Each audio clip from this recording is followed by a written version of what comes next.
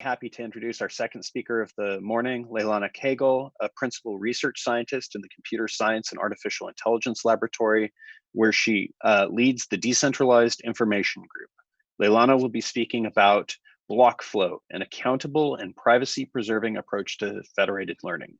Please join me in welcoming Lalana. Thank you, Eric, for the introduction, and thank you for having me. Good morning, all. Today, I'd like to discuss a project that deals with accountability in federated machine learning. So accountability is built into a human society through legal and social rules, but it is rarely reflected in our technologies. The vast majority of these rules in society are not enforced perfectly, yet most of us follow these rules because it's easier to meet the norms than violate them, risk getting caught and being punished. So this research project tries to model how social accountability would work through punishments and rewards using blockchain technology. We believe that this will be extremely useful for banks, hospitals, matters dealing with national security, and other situations in which shared machine learning models need to be developed, but where parties are untrusted and the data is highly sensitive. BlockFlow can coordinate such experiments by ensuring that individuals' sensitive information is not leaked, by detecting agents who are contributing poor models, either inadvertently or maliciously, and by being resilient to malicious attacks.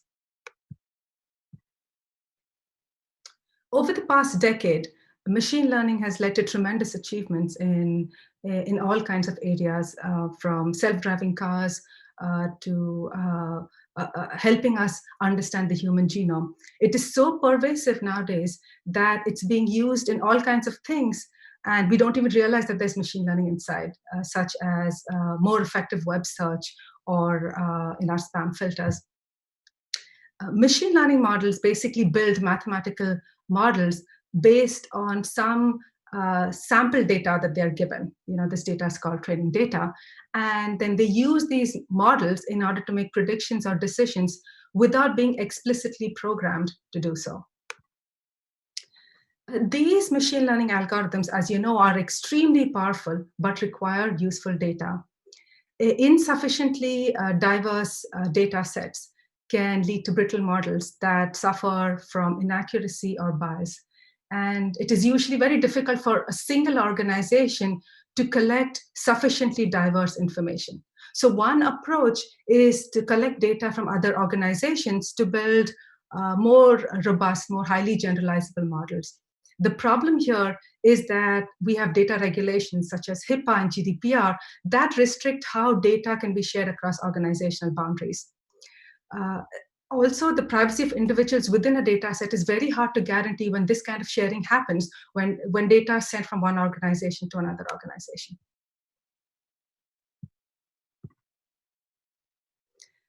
Federated machine learning plays a very important role here.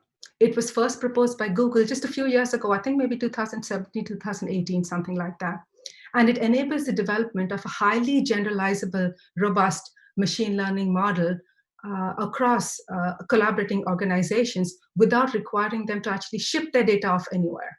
So the data remains with the owner, but the shared model can take advantage of the diversity of the combined data set of all these collaborating entities. So this approach addresses the privacy concerns around sharing data, but it also helps with the data diversity problem. How does federated learning work? So let us assume that there are several hospitals that want to build a shared federation, a shared global machine learning model. Rather than send their raw data off to a centralized server, each model trains its own, each hospital trains its own local model. And at every iteration, the hospital sends their local model off to the server. The server uses these local models in order to compute the global model and then sends it to the individual hospitals. This process repeats until conversion occurs or some kind of stopping criteria is achieved. And this could be, a certain number of rounds or a certain a certain limit on the expense or something like that. Though federated learning reduces some of the privacy risks associated with sharing data, naive federated learning implementations are susceptible to several threats. Some of the most important ones are shown here. By having a central data, using a central trusted server to collect local models and compute the global model, the system will have a weaker threat model. And if the server is compromised, then you have a single point of failure. An adversary or a group of colluding adversaries can also affect the global model by model poisoning. And lastly, even though no data is shared, it is possible to leak information from the local model's output and parameters. During the federated learning phase, an adversary can run model poisoning attacks to affect the global model. Model poisoning attacks aim to modify local models before they're sent to the server so that the global model is affected, or to insert hidden backdoors into the global model. Random attacks mainly are aimed at reducing the accuracy of the global model. But in targeted attacks, the adversary's objective is to cause the global model to misclassify a set of chosen inputs with a high confidence.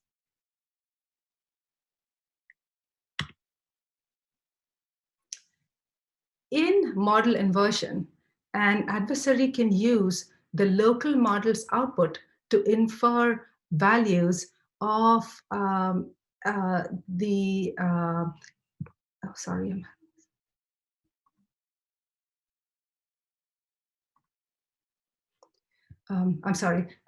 to infer values of sensitive attributes used to train the model. So for example, given the model and some demographic information about a patient whose records are used for training, an attacker could predict the sensitive attributes of the patient. Or the other example is provided on the slide. Some attackers were able to reconstruct images of faces used to train a facial recognition system.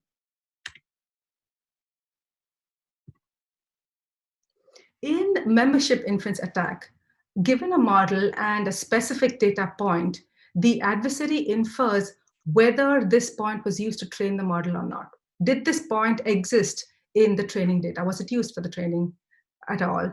For example, if health-related records or maybe even images like MRIs are used to train a classifier, discovering that a specific record was used for training inherently leaks information about that individual's health. Similarly, if images from a database of criminals is used to train a model for predicting recidivism, which is the probability that someone will reoffend, a successful membership inference attack would expose an individual's criminal history. In property inference, the adversary tries to infer properties that are true of a subset of the training inputs. So for example, an adversary can learn the accent of speakers used to train a speech recognition model. There are some defenses for these attacks, and that's what I'm going to talk about next. To help with the trusted server issue, a serverless approach can be used. So there is no single point of failure, and it will become a trustless system. In this case, the collaborating parties will need to do what the server was providing all this time, which is computing and distributing the global model. To address model poisoning, local models need to be audited before they are used to compute the global model. And any adversaries contributing poor models need to be identified and held accountable. Lastly, to address the privacy issue of information being leaked from local models, we need to figure out a way of perturbing these local models so that the information doesn't leak. This can be done using differential privacy, which is a way of adding noise to results to prevent the identification of individuals in a data set. we propose an approach called Blockflow. And Blockflow attempts to address these specific attacks. It incorporates differential privacy into the local models to prevent adversaries from learning information about the local data sets. Secondly, it supports decentralization, and it does this by allowing learning and auditing to be done by the collaborating agents themselves instead of being done on any trusted central server. And lastly, it uses smart contracts to enforce penalties on malicious agents and to reward honest ones. Before I get into details about Blockflow, I'd like to go over some of the technologies that we are using. Blockflow uses differential privacy, and it uses differential privacy to address model inversion and inference attacks. So differential privacy is a mathematical framework that provides very strong privacy guarantees. It allows adversaries to learn overall statistics of a data set without learning sensitive information about individuals that are in the data set. So what it does is to add noise to the computations, but the noise that is added is not completely random, but based on the range of values in the data set. So it's very carefully controlled noise that is added. As the image shows, differential privacy ensures that the presence or absence of an individual from a data set does not significantly modify the outcome. The intuition here is that the output should not greatly depend on any single record, and this ensures that an individual cannot be traced back from the computation. Differential privacy gives the database or a data set owner the ability to balance utility and privacy. Database owners can set the epsilon parameter for their data. And the smaller this epsilon parameter, the privacy loss parameter, the more privacy you can guarantee. But this also means that more noise is added. And because more noise is added, the results are less accurate. But by tuning this privacy loss parameter, a dataset owner could decide whether to provide greater privacy and less accuracy, or greater accuracy with less privacy. This is a trade-off that they have to make. There are three ways that differential privacy can be used in, three main ways that differential privacy can be used in machine learning. Input perturbation, which allows the dataset to be modified before training. Objective perturbation, in which the objective function is perturbed, and output perturbation by modifying the model parameters. In Blockflow, the agents in a federation experiment can choose the perturbation they want while training, but should ideally choose the same epsilon. The reason for this is if all the collaborating agents choose the same epsilon, the system can guarantee an overall epsilon for the global model. If agents select different epsilons for their differentially private training, the result will still be differentially private, but the epsilon will be the max of all epsilons. And the problem here is if even a single agent chooses a large epsilon, the epsilon for the global model will also be this larger epsilon. And the larger the epsilon, the more accurate the results will be, but the greater the privacy risks. In order to incentivize good behavior, Blockflow uses Ethereum, the Ethereum blockchain, to make monetary rewards and punishments. Ethereum blockchain is a decentralized open source blockchain featuring smart contract functionality. So Ether is the cryptocurrency that is used to reward computations that are performed to secure the blockchain. So what is great about Ethereum blockchain is that it provides an auditable, immutable ledger as well as a scripting language. And this turns out to be extremely powerful when we want to do things like accountability. However, it can be fairly expensive and slow to run computations on the public blockchain. So in order to improve on the cost and performance of Ethereum, instead of expecting the local models to be shared on the blockchain, Blockflow proposes the use of some hosting service, some technology like either IPFS or some cloud provider to share local models. Even though IPFS can be substituted by another cloud provider, I wanted to mention some of its details here because it was used as part of our initial implementation. The main details of IPFS are that it is content addressable and that it is decentralized. However, all data is automatically public. So this means if you want to share private information or you want to keep something secure, it needs to be encrypted. Secondly, though redundancy is built into IPFS, if all the nodes hosting a certain piece of data go down, the data effectively disappears from the network. So these are the technologies we're using. We're using differential privacy, Ethereum, and some kind of storage, some kind of hosting service. Now that we've seen what technologies are being used, let's see how we put them together in Blockflow. Here is a simplified workflow. A Blockflow federation experiment consists of a set of untrusted agents, the Ethereum blockchain, and a data hosting service. And in this case, we're using IPFS. Every federated learning round is made up of 4 steps. We have training, then there's sharing, auditing, and averaging. The Blockflow clients post a bond to actually start the federation experiment. That's the first step. In order to initiate a federation experiment, all the collaborating clients have to post a bond, and this bond is posted in Ether.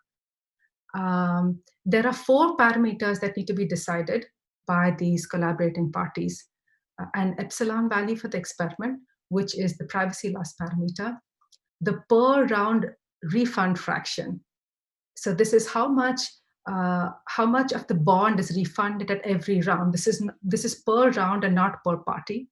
The reserve amount, which is returned at the end of the experiment, and the evaluation criteria. Training happens locally, and encrypted models are shared via IPFS. The models are audited by clients, and the scores are submitted to the smart contract. The contract then computes the overall scores for each model and performs a refund of the bond proportional to the scores. And this repeats for every round. So this was how the system works at very high level, and I'll go through the details of how each component works in the next few slides. In the training step, each Blockflow client trains a local model. It applies differential privacy by adding Laplacian noise. It then shares its local model with the other clients in the experiment. And it does this by encrypting the model using Diffie-Hellman shared keys. Because as I said earlier, IPFS is, all data on IPFS is public by default. In the auditing step, each client retrieves and evaluates the models of all other clients. It calculates an evaluation score and then reports this to the Blockflow smart contract. The Blockflow smart contract then uses these scores in order to figure out the overall scores for each model. In the averaging or the aggregating step, each client retrieves the overall scores from the blockchain and then averages the client's models based on those scores.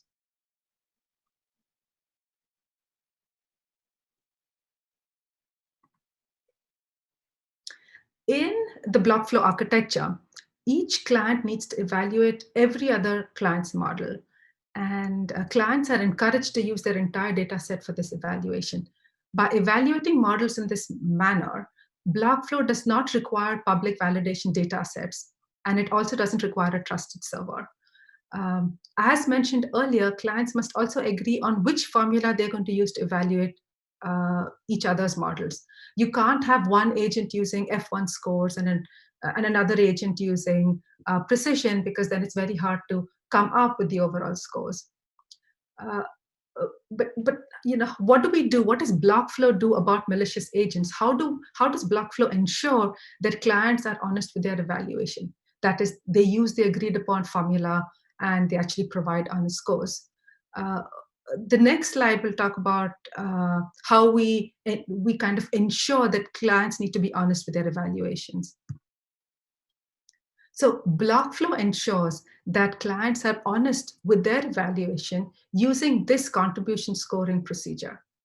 This procedure is used to identify malicious agents who are either contributing poor models or are trying to get higher refunds by giving inaccurate scores to honest agents.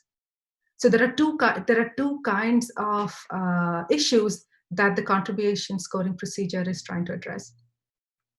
I want to talk about this procedure by using an example because this is a very important part of the architecture. So let us assume in this example that Alice and Bob are honest agents and Chuck is malicious. So Chuck gives Alice and Bob a 0 and scores his own model as a 1. The smart contract takes all these scores, including the scores from Alice and Bob, and computes the overall scores for each model using this contribution scoring procedure. So in step 1, looking at the example for Chuck, in step 1, we get the median score. And we do this so that we can guarantee a 50% malicious model. In step 2, we scale it so that we can compare it against other models. Step 3, we try to figure out the least accurate evaluation for Chuck. And we do this in order to penalize agents for being inaccurate. Step 4, we check if the least accurate score is reasonable. If it is not reasonable, the client is again penalized for that. And in step 5 is similar to step 2, but in this case, we're comparing against the best evaluator in this particular round. And step 6 is a Chuck score. So the client's overall scores are the minimum of the median score reported for their model as determined by all the other clients, and the inverse of the maximum difference between their reported score and the median score for each model. So the procedure accounts for both the client's poor model as determined by the scores of other clients, as well as their inaccurate scores.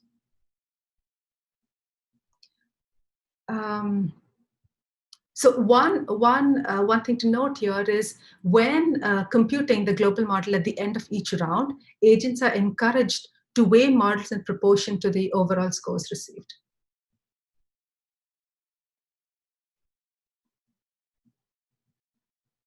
Each Blockflow experiment must also deploy its own instance of the Blockflow smart contract on the Ethereum blockchain.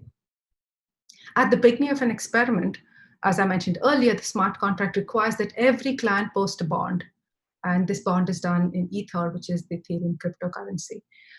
This bond is used to ensure that clients follow the protocol and to either reward or penalize clients for their contributions. At the end of each round, based on the overall score of the model, the smart contract redistributes funds proportional to the client's overall scores. Malicious clients who don't meet the protocol are eliminated and lose their funds completely.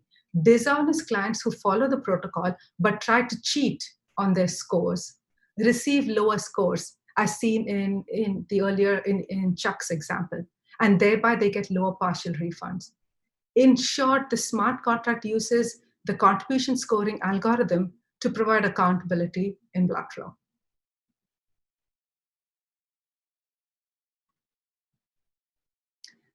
We have an initial implementation of Blockflow, and for the Blockflow client, we use scikit-learn to train logistic regression models. We are using a library that we've developed of differentially private noise adding mechanisms in order to add Laplacian noise, and we share the model via IPFS.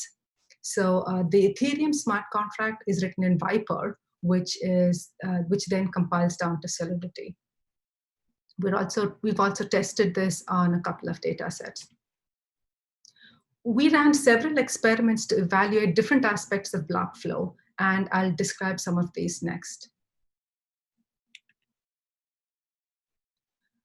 We evaluated our system on 2 data sets, the adult census income and the KDD CUP data set. 2/3 of the data was split equally among the end clients, and the clients reserved 20% of their data for training validation. The remaining 1/3 was reserved for testing. Clients use their entire data sets when evaluating others' models, and all experiments used logistic regression models. In the first experiment, we validated that the median F1 score accurately estimates model quality. And we checked that the median of the agent's F1 score aligned with the 1/3 test data F1 score. We wanted to show that using the median is a good indicator for scoring the quality of models.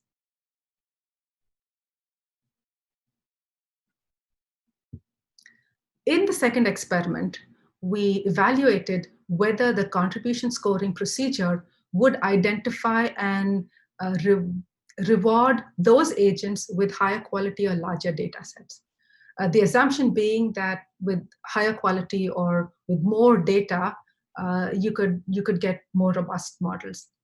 So in this experiment, one agent had a disproportionate amount of data, and that is indicated by the relative data set on the x-axis. We computed the score of that agent by increasing the amount of data the agent had. And as the data set size goes up, the scores go up.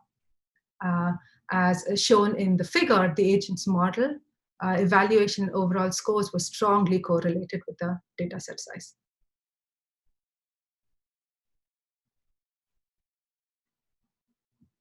In the third experiment, we evaluated collusion attacks.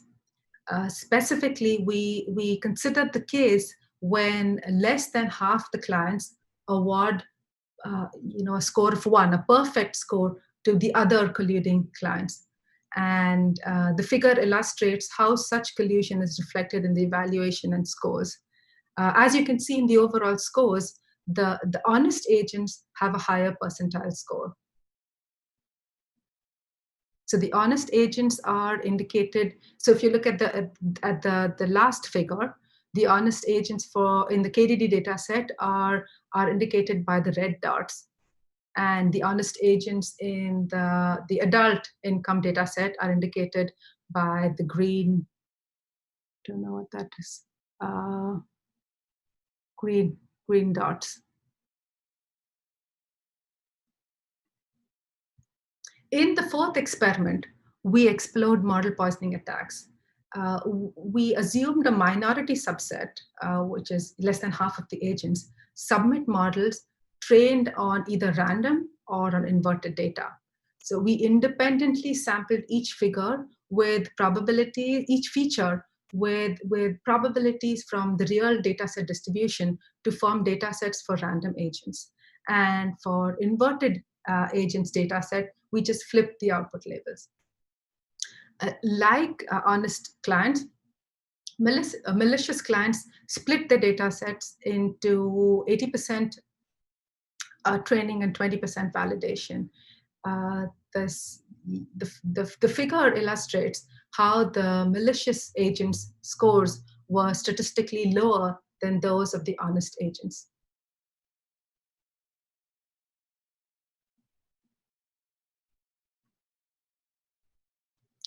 For the smart contract, we looked at both runtime and gas consumption.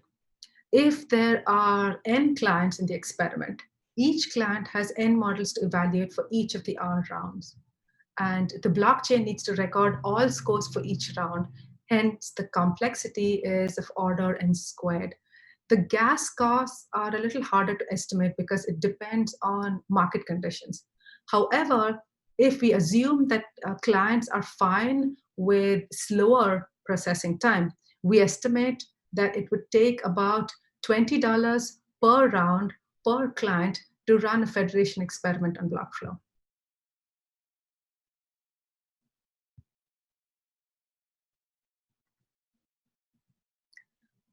BlockFlow was developed mainly to work in situations with untrusted collaborators who cannot agree on a central trusted server and who are extremely concerned about privacy.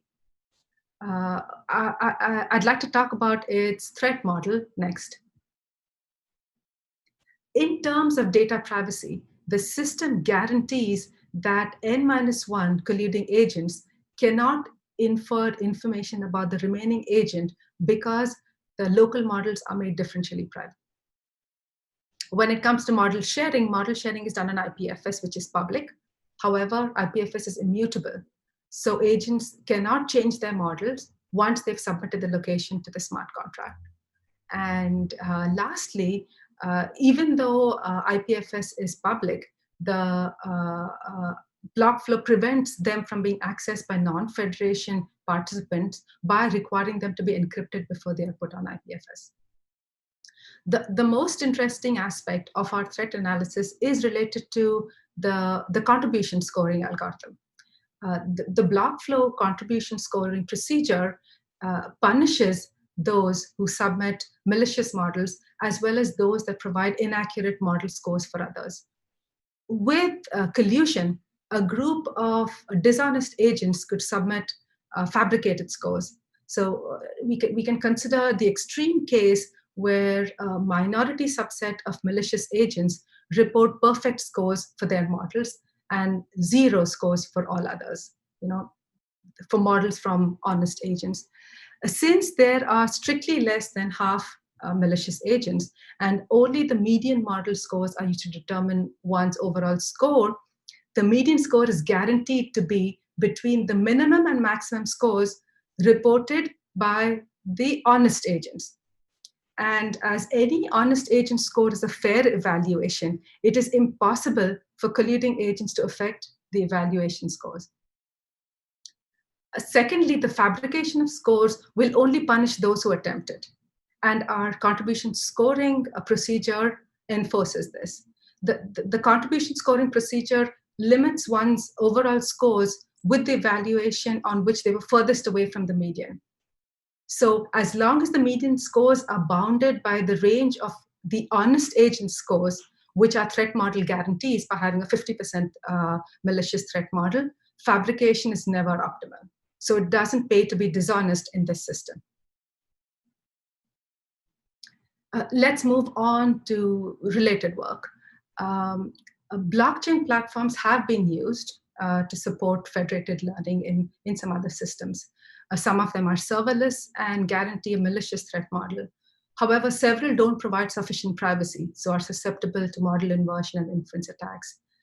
Many of these systems require data sets to be publicly revealed on the blockchain and incur significant blockchain computational expenses for on-chain model evaluation. These proposals are only applicable for small models with public data sets. There are some other systems that propose robust, trustless, and gradient-based validation schemes where only private gradient updates are revealed on the public blockchain. These do support some form of accountability and are privacy preserving. However, the error increases proportional to the number of malicious agents. So as the number of malicious agents goes up, the accuracy of the model suffers. It also doesn't scale well to large models because gradients are averaged on the public blockchain. A block flow offers many advantages compared to these existing works. First, it is both privacy preserving and trustless. So it does not require any secret test data set. It doesn't require a trusted set of agents or a trusted server.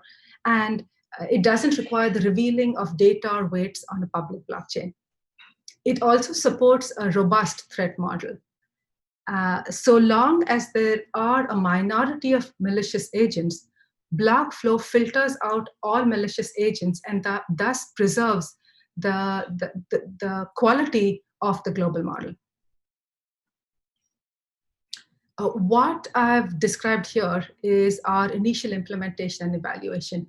There are several extensions we're interested in exploring. Namely, we want to implement some smart contract optimizations to lower the gas costs.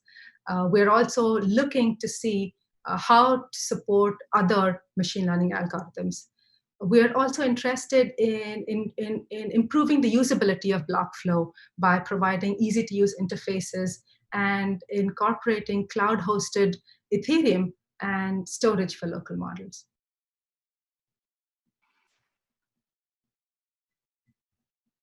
In conclusion, federated machine learning enables the development of a shared machine learning model among collaborators without requiring them to actually share their data.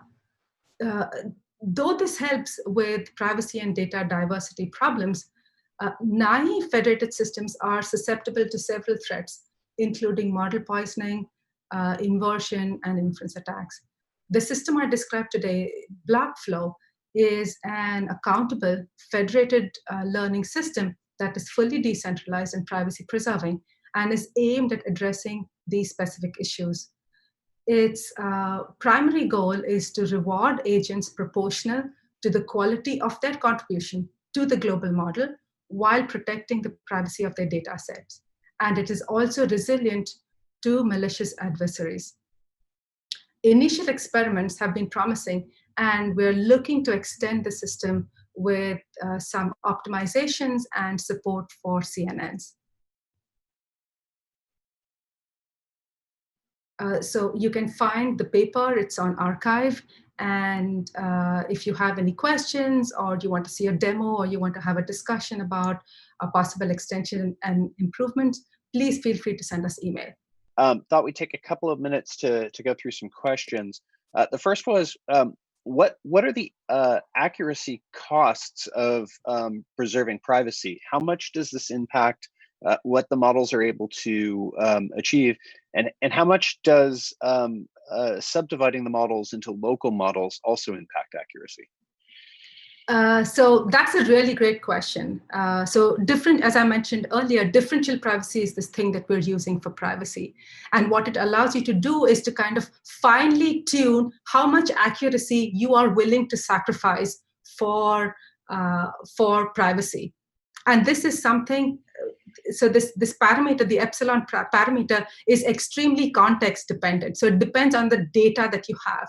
So in terms of how much accuracy you give up, it's completely based on your data. It's very hard to kind of say right now, but there is definitely a trade-off. You do, in fact, lose accuracy in order to obtain this, the privacy feature. Excellent. And you had mentioned that you developed Blockflow to work with situations where the collaborators don't trust each other. How modular is the system? Could you move to a situation where maybe you have you maintain the privacy preserving features, but you drop away some of the serverless technology in a slightly more trusted environment, but where privacy is paramount? So that is an interesting question, and it's something that we haven't considered. So yes. So I think in short, the answer is yes. We could move to a trusted environment and use a central server. But if we did that, we wouldn't need all the additional functionality. So if you're willing to give your data off to a server and trust it, then you don't need to have you don't need to have the blockchain trying to enforce malicious agents and stuff like that. So right, it would make the model much simpler, but the threat model would become much weaker. Excellent. The last question, and it follows directly from that. You mentioned the difference between a malicious partner in this network and a dishonest partner. Could you talk a little bit about how you determine the difference between those? Are there situations where that boundary isn't entirely clear, or where potentially a collaborator that's just misconfigured their system is appearing dishonest where otherwise they might not be? So when I talk about a malicious agent, I mean some adversary that is deliberately trying to affect either affect the global model or to kind of take advantage of other people's local model in order to do something it shouldn't be doing. In terms of a dishonest client, we are thinking more in terms of a client that is trying to game the system in order to take advantage of the ether, to try to get more refunds back by modifying the scores it gives to honest agents, or by, a group of agents would come together and say, we'll all give each other one and we'll get back more money than the honest agents. So that is the difference. A malicious agent is someone that is trying to deliberately affect the accuracy of the global model. And someone who's dishonest is just trying to game the system. Excellent.